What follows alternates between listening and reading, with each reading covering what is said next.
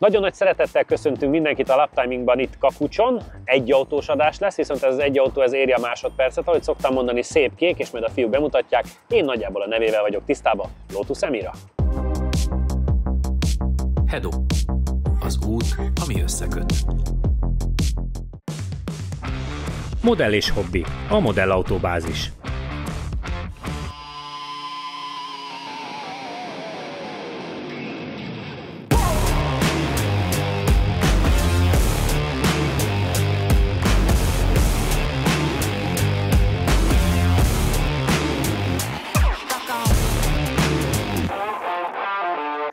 János, kérlek először tájékoztass engem is, hogy amellett, hogy gyönyörű, pontosan most mit kell erről tudni, mert azért Lotusból mentünk már egy pár darabbal itt, és tudom, hogy jönnek már a full villany, meg a plug-in hibrid, meg a ilyen-olyan mindenféle verzió, ez éppen melyik és hol tart?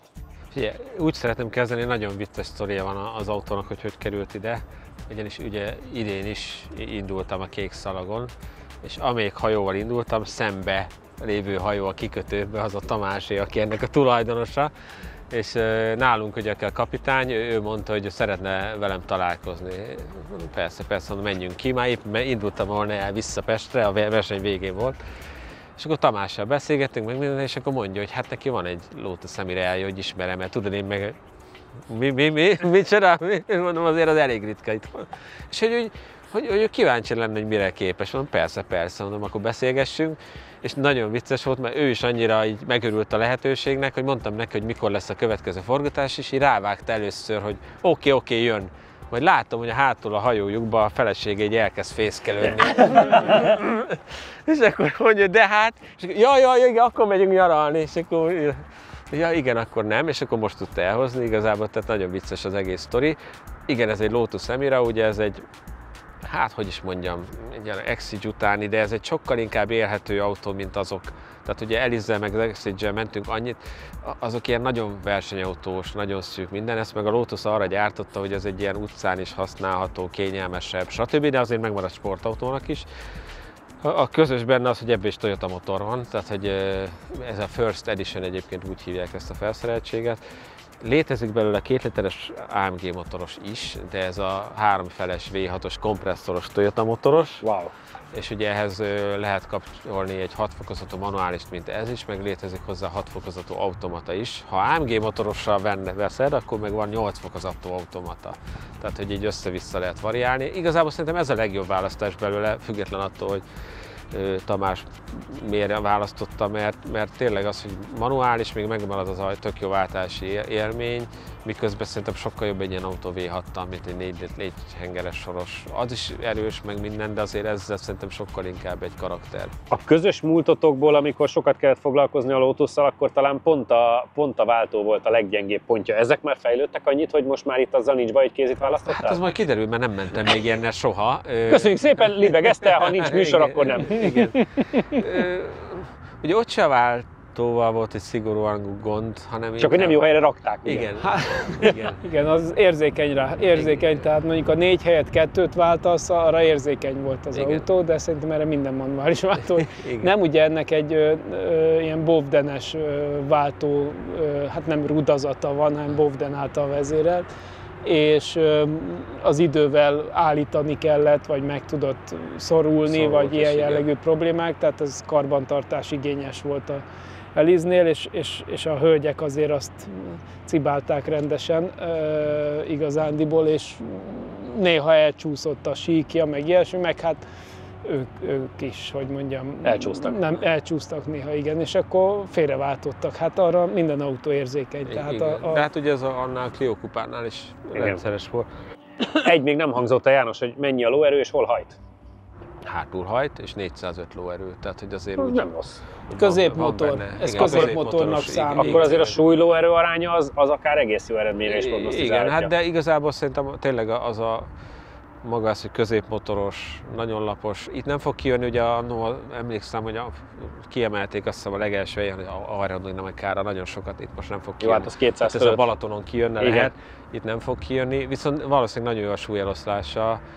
Én arra leszek kíváncsi, hogy még itthoni Lotus kereskedésből kaptunk egy sárga Exige-et, ha emlékeztek, Igen. ugye az egy 410 R Az volt. egy Last Edition Igen. volt. Tehát konkrétan, az meg túró. 410, ez meg 405. Jó, Tehát, de az hogy- sokkal extrémebb volt. Igen, de hogy ahhoz képest az, ami utcára gyárt, hogy mennyivel lesz lassabb, ugye az is fontos, hogy ezen az első szerel, tehát így jött ki a kereskedésbe az a gumi van, tehát nem vadi új gumi van Ki rajta. a kereskedésben. És ez a márka egyébként, ez egy Goodyear Eagle F1, hogy azért az is hangzódjon el. Igen, nem F1, hanem Supersport. F1 vagy- Ott van rajta, F1 Eagle F1 Supersport. Ja, jó, akkor így teljes, igen. Igen. Szép nagy neve van neki. 20-as felnén. Játszátok le, és akkor utána lássuk, hogy mit tud a jármű, mert engem nagyon érdekel az időeredmény. Menjen, Jani. Hát fiam, megnéztem azt az eredményt. Az az Exige Sport 410, az egy 46-141, Jó, az de a Ferrari idők. semi-slick, meg Igen. minden is volt. Az ilyen AMG GT Coupé, meg Ferrarik, meg Szerintem ilyenek. annál azért... Mondjuk az Ioniq 5-en is tudott 46-183-at, tehát, Jó, tehát szerintem azért annál lassabbnak kell, hogy legyen. de azért 47-en belülre várhatnánk. Mert hogyha az 46 legeleje, azért nem lenne baj, hogyha legalább 47-en belül tudnánk. Nem lenne baj. De mondjuk egy sima Boxster S, vagy valami ilyesmi. Cayman S, Cayman. 46-400. Tehát az 3 tizeddel lassabb csak. Cayman GT4 46-666. És az kézi is volt, igen. Igen, TTS, Audi TTS 46-8. az nagyon jó időt ment az a TTS, Igen. tudod, a fehér, az is Igen. Csik Norbis autó volt. TTRS 48. Az volt a tesztautó. Igen. Szargumin. Hát, akkor tényleg. akkor be kell menni 47-en belülre. Igen. azért az feladat. Azért az a hala, igen, akkor Sőt, igazándiból a 47 közepét valahol azért kéne tudnunk. 6 közepét. A 6 közepét, igen.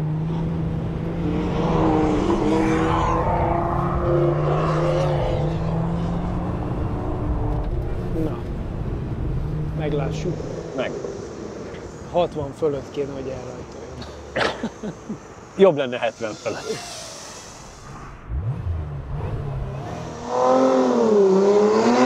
Jó lett a rajt. 68. 68. Pont bele kellett ott váltani. Igen. De cserébe meg nem volt sok kerékforgás. Igen.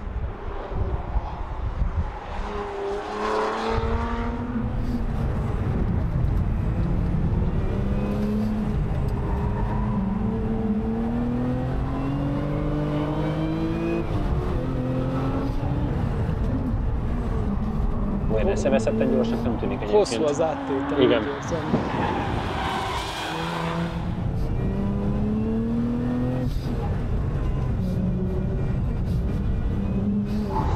Szenved a kanyarokkal egyelőre.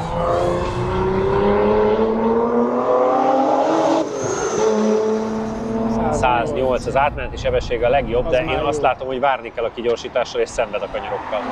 Ez Lát- szerintem nem lesz 47-en belül. Lehet. Lehet, hogy ez inkább ilyen GT-sebb verzió.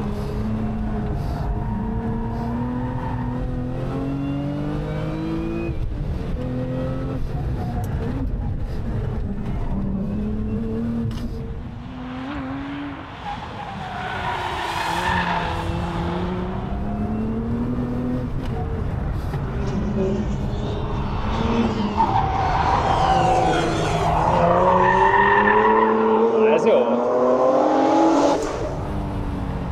Ez a része jó volt. Az egy kigyorsítás. Live-nak tűnik. Igen. Az első kör ideje 47,195 ezred másodperc, az összidő 1 perc 29,108 ezred másodperc. Még mindig nem rossz idő nyilván, de azért ez kereken egy másodperccel lassabb, mint az a korábban említett Exige. Jó, mondom, azon semi-slick volt, meg az egy sokkal keményebb autó, most már látható is. De igen, egy picivel azért. Azért 47-en belőle be kéne gurulni. Igen, valahogy az volt az érzésem. Kényeztesse autóját profi módon. A patyolatauto.hu webáruházban elérhetők csúcsminőségű vízlepergető bevonatok, rozsdaoldók, felnitisztítók házhozszállítással. patyolatauto.hu. Reklámépítészeti megoldások a G-Ban Partners Kft-től. Látogatószámlálás, látogatóanalitika, 98% feletti pontosság nagyvállalati referenciákkal Az Xperiontól. ha azt nézzük, hogy egy Ferrari 458 is 47.078. Jó, csak itt már tele van X6-okkal, meg RCZR-ekkel, meg Focus RS-et, tehát itt már azért vannak sokkal kommerszebb autók is. Type-R 2023, Igen. A45-es AMG. Kereken 1 másodperccel lassabb, mint az általad említett sárga Exige. Én azt láttam, hogy szenvedsz a kanyarokban, és nem vagy elég gyors. Igen. Mi az élmény? Hát ez gyakorlatilag. Tök jó ereje van, nagyon jól megy, iszonyat határozott fékérzete van, csak ugye alig érsz oda olyan nagyon nagy tempóval. Tehát mintha még picit rálépsz, és meg kicsit túl is fékeznéd. Csomószor kanyar közben is ortolóssá válik, engem ez zavart a legjobban, miközben ugye annyira erős, hogy a kijáratokon meg bűvészkedni kell, hogy ne dobjál a fenekét. Úgyhogy egy ilyen tapadás hiány van igazából rajta. Azt láttuk még a Csabival, hogy a váltó áttételezése nagyon nem idevaló, mert hosszúak a fokozatok. Hát igen, de szerintem annyira nem zavar, mert erős a motor. Inkább az, hogy maga ugye nagyon hosszú átváltani, mert olyan karcos benne az érzet. Nem akartam nagyon cibálni, mert ugye nem akartam bajt csinálni. Szerintem alapvetően nagyon jó húz, tehát hogy még azt is lehet megmutatni, hogy harmadikba végignyomni, tehát hogy nem is váltasz. De inkább ez a zavaró, hogy a kanyarban is még néha gázelvétel, öblögetni kell, hogy valahogy befordíts, tehát hogy orral csúszkál inkább, mint a hátuljával. Tehát hogy nem az van, hogy berakod, és akkor mint egy jó ilyen középmotoros, és akkor az egész fordul, hanem jelenleg még csak ilyen küszködés. Úgyhogy szerintem te is menj vele még hátra. Melegítsél mindenképpen, Csabi, meg szokd meg. Néztem a 1.95 az első nyomás, tehát az se baj, vagy rossz, tehát hogy így azt hittem lesz, hogy túl kemény. Kupékba belemenve, kupék között a NA1-es NSX-el van egy szinten. Ugye a nagyon régi RCZR időd, a 47.092 az van előtte 1 tizeddel, mögötte 997.2 GT3 M2 Competition, M4 GTS, de hát előtte például ott van a Chick Norby féle TTS, tudod? Az a kis használt autónk, a fehér, az konkrétan előtte van 4 tizeddel. Hát mondom, szerintem ez a gumi. Igen? Tehát amúgy az egy jóval jobb kocsi. Nyilván. Csak jelenleg nem tudod kiautózni belőle. Csak arra számítottunk a Csabival, hogy azért 47-en belül minimum kell menni, tehát oda be kéne tudni gurulni. Hát, igen. Én azt gondoltam, hogy a sárgánál egy kb. Fél másodperccel lassabb, hiszen a sárga az egy elég extrém. Igen. Meg az szemislik volt. Igen, sokkal komolyabb gumi van. Tényleg az a baj, hogy nem tud elfordítani az elején. Vársz, meg azt láttam, hogy vársz a kanyarokban. Igen, meg lebegtetsz még ott, és itt is előttetek még egyszer bele kellett még egyet, hogy elkezdjen fordulni. Amúgy zseniális autó, tehát hogy... Ja, persze, nyilván onnan indulunk ki, hogy már amit idehoznak, az általában mindig zseniális és tök jó kocsi.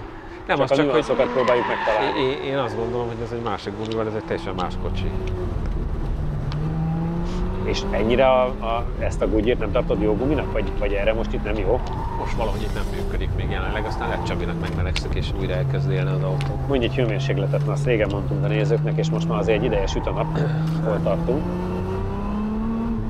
26,5. Hát jó, 18-al kezdtük a napot, tehát hogy azért az már nem olyan az rossz. se ideális még azért egy ilyen, minél sportosabb gumi azért egy ilyen 30-40 fokos aszfalta. Aha. Ugye 50 fölött már sok. Igen.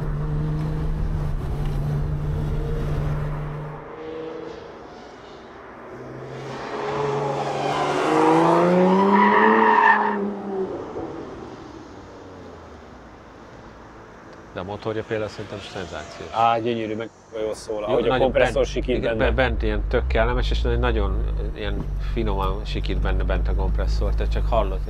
És ugye így minden tartományban tol. Tehát, hogy lehet az is a baj, hogy visszalépsz a gázba, és már nagyon menne. Aha. Viszont nincs cserében, nincs az a kiugró érzet benne, hogy... Egyébként a rajt sem volt olyan eszeveszett, mert tök jót rajtoltál, de csak 68 volt a gyorsulás. Nem volt ott se jó a tapadás.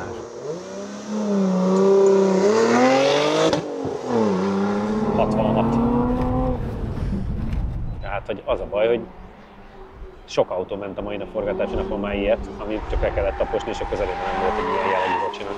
Érdekes.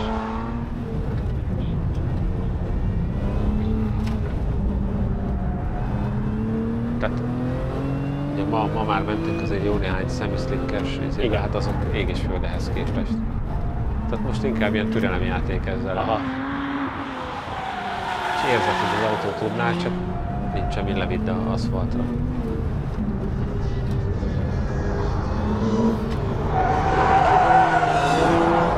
Nagyon sokat kell várni.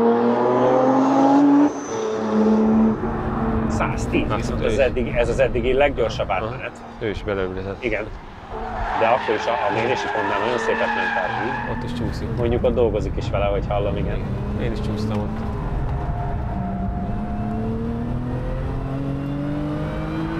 Ott olyan szép hangja lesz. Ahogy fönt kitisztul. Hát meg innen is a formája milyen szép. Csodálatos. Meg hát ez a szín, hát figyelj. Mondom, Kicsit Porsche-s szín, nem? Hát Porsche-nak volt ilyen ehhez közeli színe, igen, a 911-re.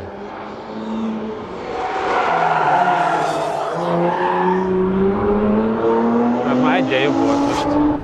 Hát, ha valamit tudott javítani, bár szerintem a második köre volt igazán jobb.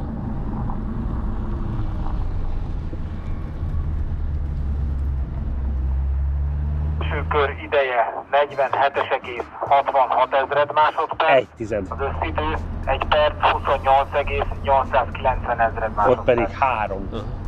Tehát, hogy akkor igen, a második köre az markánsan, 2 tizeddel lett markánsan jobb, de az első köre az meg egyetlen tizeddel javult, igen. Számít egyébként 5 helyet, konkrétan vagy 6-ot is, 458-as Ferrari előtt van pont. Mondom, jelenleg ez a gumi nem tudom miért, de hogy eléggé bekorlátozza. Még azt nézem, pont látszik innen, hogy 23-19. heti a gumi. Igen. Tehát még az sem túl régi. Bizony. 1/10 tudtál lefaragni az első körön, ami most nézegetem, hogy majdnem 10 helyet számított. Így pont egy 458-as Ferrari előtt, vagy 47.066, tehát már majdnem befértünk a 47 alá, és 2 körön pedig 3 tizeddel lettél gyorsabb. A második köröd egyébként sokkal még tisztább és még szebb volt. Milyen az élmény, Csabi? Alapvetően érdekes, tehát tényleg ez inkább ilyen Gran Turismo-sabb, mint egy ilyen kőkemény sportautó. Ez valószínűleg a mindennapokban élhetőbbé teszi. Egyébként még egy Boxster vagy 718-hoz képest is sokkal lágyabb.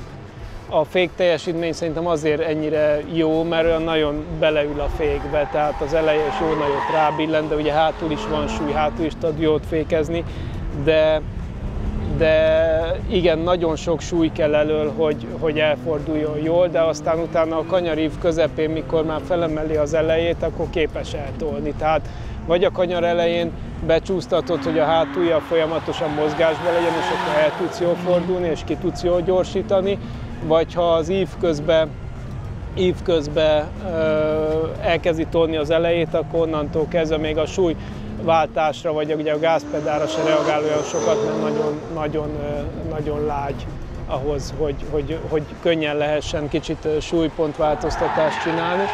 Úgyhogy hát ez inkább Gran Turismo-sabb. Egyébként egy állítható futóművel ezen könnyedén lehetne állítani, hogy jobb legyen az autó mozgása. Nyilván az egy kompromisszum lenne a közúton. Egyébként gyönyörű, lineáris a teljesítményleadás, meg minden, szóval tökre élhető autó, de ez lágyabb, mint sportosabb. Ha belemegyek a normál listába, meg ilyen kupék között kezdtem el keresgélni, akkor a 488 GTB és a 458 Ferrari között van, és a 3 autó között nincsen fél tized se különbségben, de ha eléjük nézek, akkor van TTS például, meg Cayman-es, meg Alpine A110-es, és ezek akár fél másodperccel is tudnak gyorsabban lenni, viszont a Ferrari között van pont, tehát a Ferrarik is csak ezt tudták hozni, mint ők. Hát tök más, ugye itt ez a kanyarmeneti tulajdonságok miatt vagyunk ennyire szerintem limitálva. A Ferrarik azok mindig a kigyorsítással küzdöttek, mert nagyon erős és nem tudja levinni. Itt azzal olyan szempontból nem volt gond, persze észre kell, meg tudja csúsztatni a hátulját, de nem annyira extrém módon, mint a Ferrarik.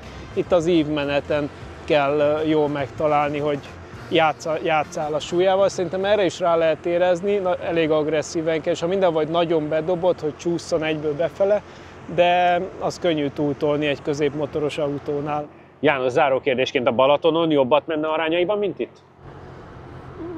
Nem tudom, nem feltétlen, mert ott is azért a gyors kanyarokban azért nem lenne ez egy jó viselkedés. A féktávokon nagyon jó, stabil lenne, meg ugye ez a nagyon jó teljesítményleadás, amit tud, ez szerintem azért jól jön egy csomó helyen. De ott, mikor ezeket a csomó balost kell, és utána végén megtalálni, hogy fordulsz rá például a közbenső egyenesre, az egy küszködés lenne vele szerintem. Én azért egy jobb gumit is el tudnék rá képzelni. Egyébként, ami jó, hogy mondtad a Ferrari-kat, mert ott is ugye a 458-on rosszabb gumi volt, azért volt az lassabb. Tehát, hogy ami gyorsabb volt nála a TTS, meg ezek, azokon meg jobb gumi volt. Tehát, hogy nehéz most már ezeket ott nagyon nehéz összehasonlítani. Tehát egy marha jó autó, csak egy kicsit túl lágy. De cserébe ugye azt is mondták, valószínűleg utcai felhasználása meg ugyanezt mondta a Lotus, hogy ugye ez nem Exige lesz, vagy annak az utódja, hanem egy utcán sokkal jobban használható, kényelmesebb valami. Egyébként tök furcsa, hogy azt is kimondták, hogy ez lesz az utolsó robbanómotoros belső égésű. Igen. Egyébként azért mondom, hogy a 718-nál is lágyabb. Igen.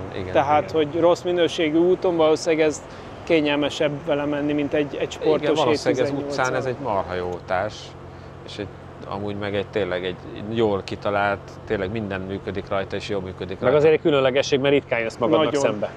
Igen. Hát meg a motorja szerintem én azt nem győzöm dicsérni. Marha jó, a hangjázás is jó, meg az a leadása is, az zseniális. Ezek voltunk mára, kövessétek a csatornát, és kövessetek bennünket Facebookon, Instán és TikTokon is. Jövő héten találkozunk a Laptiminggal. Sziasztok! A következő héten a Mitsubishi rajongók örülhetnek, hiszen lesz velünk itt egy RS Eclipse, és lesz egy olyan kék színű Evo 9-es, amely rámegy majd valószínűleg a legjobb ilyen összkerekes turbós időre. Meglátjuk, sikerül neki, tartsatok a Laptiminggal! Modell és hobbi, a modellautóbázis. Hedo. Az út, ami összeköt. Ha különleges autós programokat keresel a Phoenix Motorsport kínálatában, biztos találsz megfelelőt. Hozhatod a családodat, barátaidat, vagy akár munkatársaiddal együtt is jöhetsz. Csapatépítő autós tájékozódási és élménytúrák, vezetéstechnikai képzések, résztaxi, egyedi igényekre szabott programokkal várunk szeretettel. Jelentkezés info@phoenixmotorsport.hu. Ha még nem tetted meg, most azonnal iratkozz fel a csatornánkra. Nyomd meg hozzá a kis csengőt, és így nem maradsz le a Laptiming adásokról sem.